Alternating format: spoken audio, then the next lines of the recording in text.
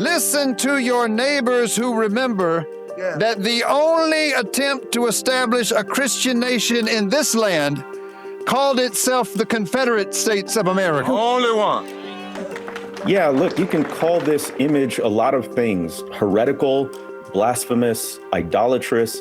What you can't call it is Christian.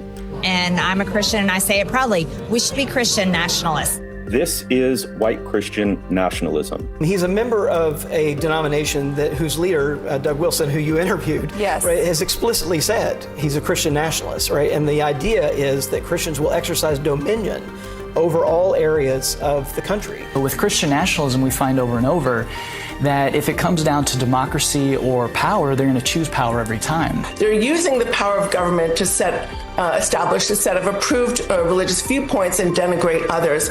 We've been trying to hold some space for a different kind of conversation about faith and democracy. Right? One that is about equality rather than hierarchy. One that's about truth rather than propaganda. And one that is about love and compassion rather than power and fear. The political movement that put Donald Trump in that White House, it is not a movement that represents most Americans.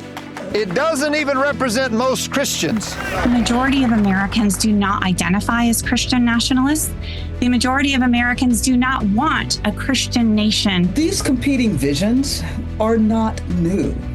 They lie at the very foundation and root of this country. Any politician that would say that God is definitely on your side and no one else's, he would say that's idolatry. We have to join hands with people of goodwill of each and every faith and no faith.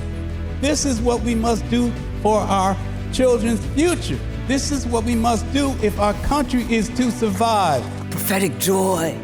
Prophetic joy is resistance. It is a refusal to let despair win.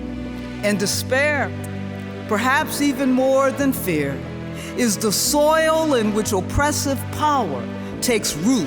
Our responsibility is to change the world, not just change the way people feel. I think we should differentiate maybe pride of country versus love of country and a more prophetic vision of what it is to love your country, to urge it to live up to some of its founding ideals. I'm inviting you to join me in the ability to see all of the amazing goodness that is happening in the world, to resist all of the horror that's happening in the world. Can you see that? You see the administration appealing to a religious faith or a God that would sanctify or justify American aggression. Whereas Pope Leo wants to say that the true God, the living God, is a God of every people, language, and nation.